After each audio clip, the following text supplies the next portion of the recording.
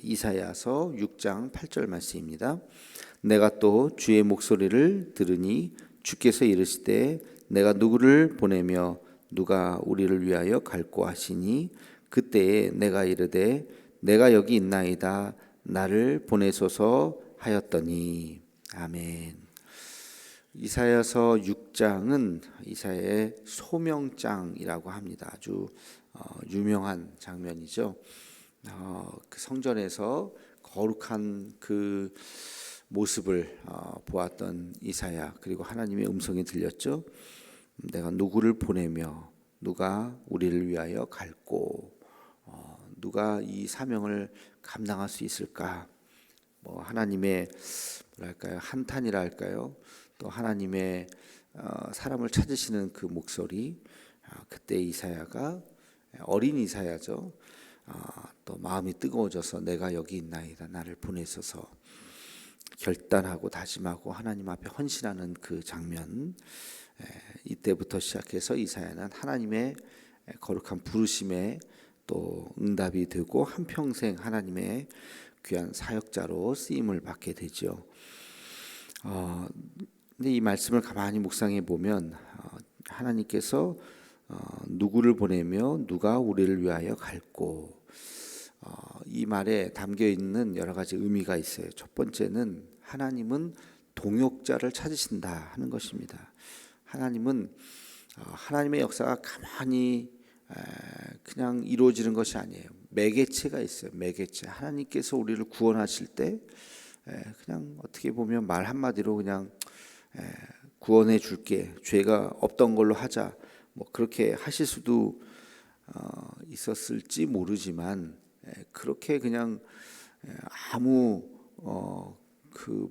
기승전결 없이 그냥 말씀하시는 분이 아니라 그 과정을 통해서 하나님도 하나님께서 하신 말씀에 또 말씀대로 또 이루어져야 되니까, 죄의 삭은 사망이니까 누군가가 그 사망을 대신 치러야 하는 그 중간 매개체가 필요한 거예요. 그게 바로 그의 아들 예수 그리스도를 우리에게 보내주셔서 예수님께서 대신 죄를 짊어지시고 죽으시는 그 사건이 있어야 했다는 것이죠. 그래야 우리에게 구원을 주실 수가 있는 거예요. 이 과정이 생략된 채 그냥 아무 일도 없이 그냥 갑자기 용서해 줄게, 구원해 줄게, 그럴 수가 없다는 것이죠.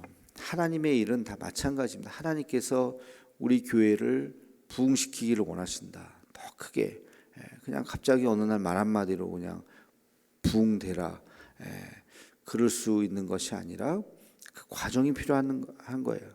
그 과정에는 그 누군가의 수고와 헌신과 누군가의 그 중간에 역할을 하는 사람이 필요한 것이죠. 그러니까 그거를 다른 말로 하면 동역자죠. 하나님의 동역자.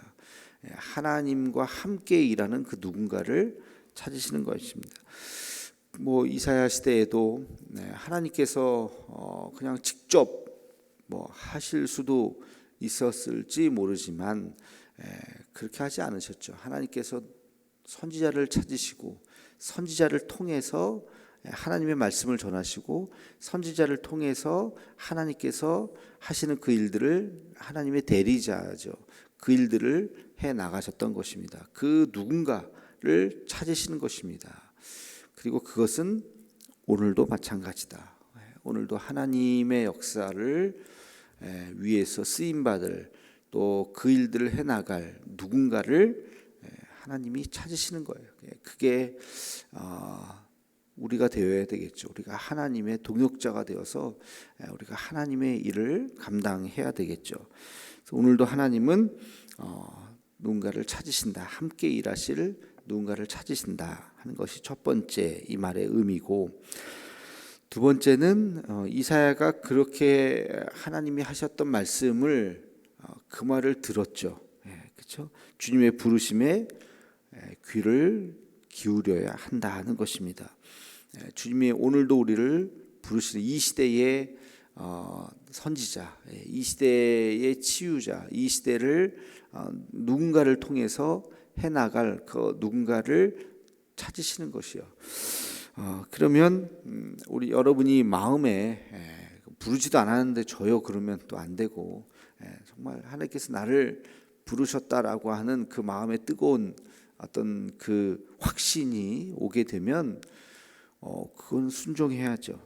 그것은 그 부르심의 소리를 들을 수 있어야 됩니다.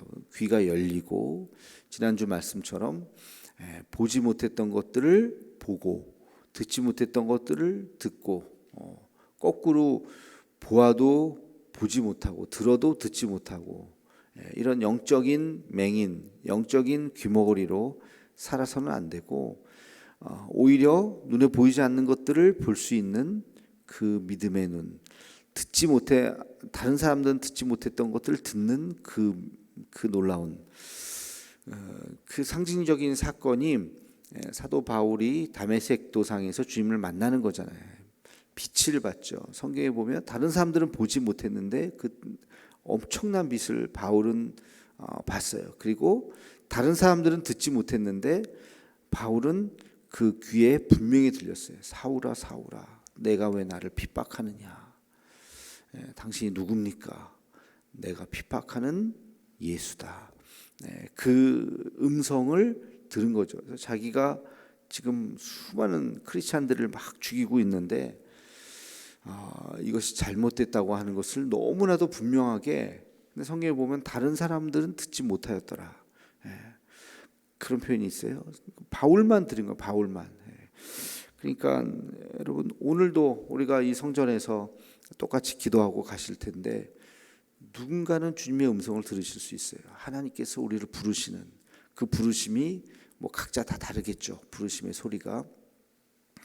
어쨌든 하나님께서 우리를 부르시는 그 부름의 소리를 듣는 거죠. 제가 지난번에도 한번 말씀드렸는지 모르겠는데 고3 때 우리 고3생들을 위해서 특별 기도회를 했었어요. 그때는 뭐 그렇게 하여튼 고3들도 새벽 예배 열심히 나오고 다 나온 건 아니었지만 저도 나갔죠. 고3이 이제 대학을 앞두고 어느 학과를 진행할까 자기 진로를 위해서 또 고3 또 열심히 공부 잘 하고 또 학교에 합격할 수 있게 해달라고 뭐 그런저런 뭐 이유로 진로와 뭐 또 집중력과 뭐 하여튼 그 고3 생활을 잘하게 해달라는 뭐 그런 이유로 2월 달에 기도회를 우리가 했었는데, 그때 저도 나가서 또 고3만 나간 거 아니에요. 고등부가 다 같이 또 고2, 고1들은 또 선배를 위해서 기도해 준다는 뭐 그런 명분으로 기도회를 했는데, 그냥 뭐 평범한 기도했어요. 새벽 예배 목사님 말씀 전하시고 또 오늘 우리처럼 뭐 남아서 또 각자 기도하고 그랬는데, 그때 저는 그 기도회에서 분명한 주님의 음성을 듣게 되죠. 하나님께서 나를 주의 종으로 부르셨다라고 하는 그 부르심에 제가 굉장히 가슴이 뜨거워지고 막 어떻게 이게 뭔지도 모르는 그때 당시는 이게, 그래서 이제 하여튼 우리 담당 목사님과 상담도 하고 기도 중에 제가 이런 일이 있었습니다 하면서 뭐 다른 애들은 그냥 졸면서 기도하고 다 가고 똑같은 기도의 시간이었는데 누군가에게는 인생의 전환점이 되는 엄청난 그 음성을 들을 수가 있다는 것입니다. 그래서 저는 특별히 이 이사야서 6장 8절 말씀이 저에게 그 당시에 저에게 주셨던 말씀이었어요. 그래서 내가 여기 있나 나를 보내소서. 그 음성을 듣고 이사야가 반응했죠. 그 어린 이사야가 뭘 알았겠어요? 그 어떤 일들을 알았겠어요?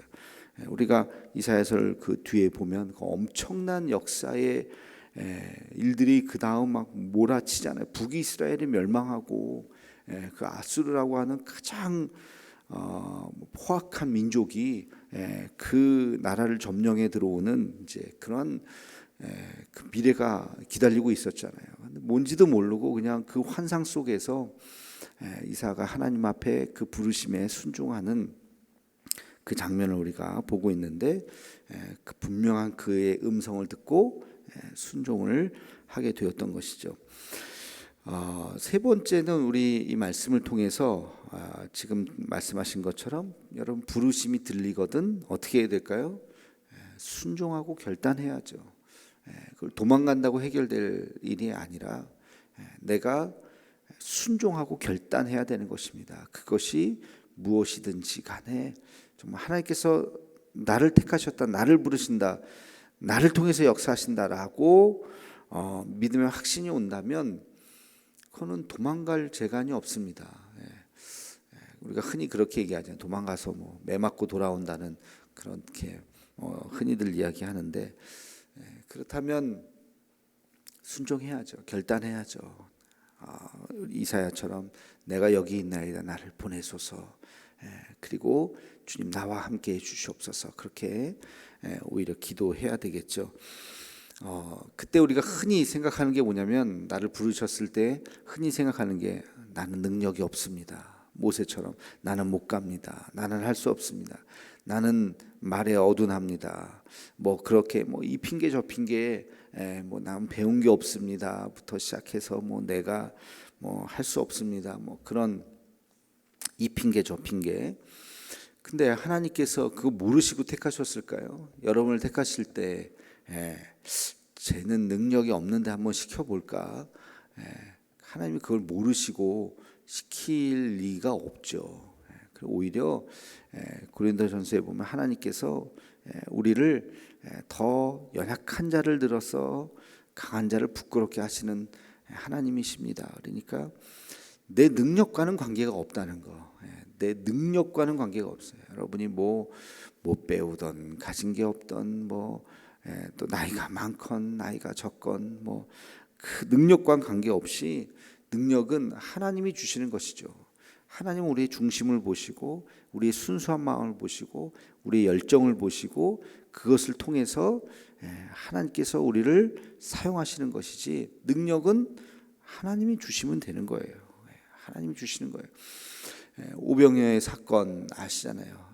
여러분, 이 수많은 사람들을 어떻게 먹일까요? 제자들은 계산하느냐고 답이 안 나오는 거예요. 돈도 없고 돈이 있다 쳐도 이렇게 많은 사람을 먹일 수 있는 빵집이 어디며, 빵집을 몇 개를 다 지금 털어야 이거를 빵 한 조각이라도 먹일 수 있으며, 또 이거를 빵 한 조각이라도 5,000덩이면은 이거 가서 배달해서 갖고 오는 것만 해도 몇 시간 걸리고, 답이 이게 생각을 하면 말이 안 되잖아요. 계산이 안 되잖아요.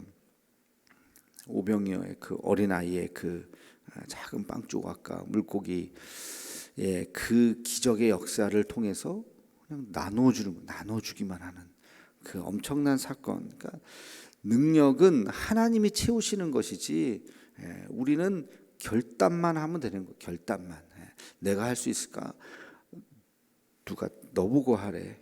내가 하는 건데 순종만 해라. 가나의 혼인잔치도 술이 없는데요. 떠다가 줘라. 이거 물 아니야? 떠다가 주라고 하는 그 순종만 하면 엄청난 기적의 역사가 일어나는 거죠. 그러니까 분명한 것은 그 음성이 들리거든 내 능력이 어쩌고 하면서 도망갈 수도 없거니와, 도망갈 생각하지 말고 주님 내가 여기 있습니다. 내 이 모습 이대로 주님 나를 사용해 주옵소서 하면 하나님께서 크게 사용하실 수도 있겠고 작게 사용하실 수도 있겠고, 하나님 앞에서 그 모습이 어떠하든지 쓰임받는 기쁨이 있으면 되는 거죠. 네 번째는 사역을 이루기 위해서 인내하고 포기하지 말아야 합니다. 여러분, 그 이사야가 그 이후에 늘 꽃길만, 요즘 말로 꽃길만 걸었습니까? 얼마나 힘들었습니까? 얼마나 힘들었어요. 포기하고 싶을 때도 있었고, 핍박과 고난과 멸시와 천대, 그 모든 것들을, 그러나 이 사명, 끝까지 사명을 감당해 나아갔던 이사야의 그 모습, 선지자들이 다 마찬가지죠. 영적으로 보면 사탄이 얼마나 방해하겠습니까? 그 일을 해나가는데, 그러나 그 모든 방해와 그 아픔들을 잘 이겨내고 끝까지 그 일을 우리가 감당해 나아가는 것. 왜? 믿음의 확신이죠. 하나님 나를 부르셨잖아요. 부르심에 대한 확신이 있다면 하나님께서 나와 함께 하실 것이다. 앞에 있는 장애물은 그건 아무런 어려움이 아니다. 왜? 하나님이 능력 주시고 하나님이 이끌어 나가시니까. 이런 믿음이 있어야 합니다. 마지막으로 가져야 될 것은 하나님이 나와 함께 하신다라고 하는, 하나님이 나를 통해 이루신다라고 하는 그 확신과 믿음이 있어야 한다는 것입니다. 그래서 이사야의 그 내가 여기 있나이다 나를 보내소서, 그러고 나서 뭐 해피엔딩으로 그냥 막 성공 가도를 달렸던 이사야가 아니라 그 결단은 고생의 길이었어요. 고난의 길이었어요. 그러나 또 한편으로는 또 기쁨의 길이고, 그 사명은 지난번에도 한번 말씀드렸죠. 사울이 행복했을까? 제가 말씀을 드렸죠. 육체적으로는 고통스러웠겠지만 사명을 감당한다고 하는, 내가 하나님의 사역자가 되어서 나에게 주신 이 사명을 감당한다고 하는 세상이 알 수 없는 기쁨이, 그 은혜가 바울에게는 넘쳤을 것이다. 그렇기 때문에 바울이 그 길을 끝까지 갈 수 있었다. 그러니까 사명자에게만 주시는, 또 사명자만 알 수 있는 그 은혜가 있다는 것입니다. 그래서 아마 이사야가 그 마음 가지고, 육체적으로는 얼마나 괴롭고 힘들었겠습니까? 그러나 그 길을 끝까지 감당하면서 한 시대를 정말 뭐랄까요, 한 시대를 이끌어 나갔던 시대의 선지자. 그 또 이사야가 그 성경 아주 가장 긴 이 이사야서라고 하는 이 성경을 남겼잖아요. 이것이 또 우리에게 주시는, 또 우리가 또 이사야서의 뒷부분에 가면 얼마나 그 은혜가 되는, 얼마나 위로가 되는 말씀이 많은지 몰라요. 그런 말씀을 이사야가 또 남겼죠. 그래서 우리가 이 이사야의 부르심, 오늘 그 첫 장면이 이사야가, 어린 이사야가 하나님의 성전에서, 뭐 성전 이스라엘 사람들이 매번 성전에 오니까 그냥 평범하게 똑같이 왔을 거예요. 근데 그날의 그 은혜, 여러분 우리가 주일마다 또 이렇게 새벽마다 성전에 오시는데, 그날의 그 은혜, 정말 그 막 천사들이 막 가득 차는, 그 뭘 말로 표현할 수 없는, 뭐 텅 빈 공간이죠. 그냥 보면 뭐 아무것도 없는 텅 빈 공간인데, 어느 날은 막 가슴이 막 벅차고 막 내 가슴이 터질 것 같은 그런 막 은혜를 막 느끼는 그런 순간, 그런 것들을 경험하는 분들이 아마 있을 겁니다. 그런 또 그 순간이 있을 거예요. 그렇게 뭐 예배드리러 왔는데 막 그 찬양의 소리가 막 천사의 소리처럼 들리고, 사람의 찬양이 아니라 어느 날 그 순간 정말 환상과 같은 것들을 경험하는 그 순간, 그 시간들을 통해서 그의 인생이 변화되는 그런 역사가 있었습니다. 여러분, 우리도 하나님께서 어떤 부르심의 그 은혜가 있다면, 내가 여기 있나이다 나를 보내소서, 크던 작던 하나님의 그 사명을 감당할 수 있는 우리 모두가 되기를 주님의 이름으로 축원합니다. 오늘의 격언은, 하나님은 오늘도 당신의 동역자를 찾으십니다. 또 하나는, 하나님이 부르시면 언제나 달려나갈 자세로 오늘도 살아갑시다. 뭐 그렇게 한번 적어봤습니다. 여러분, 하나님은 오늘도 동역자를 찾으신다는 것을 믿으시기 바랍니다. 기도하겠습니다. 거룩하신 주님, 오늘 이사야가 하나님 앞에 부름받은 그 장면을 우리가 함께 같이 살펴보았습니다. 오늘도 하나님께서는 하나님의 뜻을 이루실 하나님의 동역자를 찾으시는 줄로 압니다.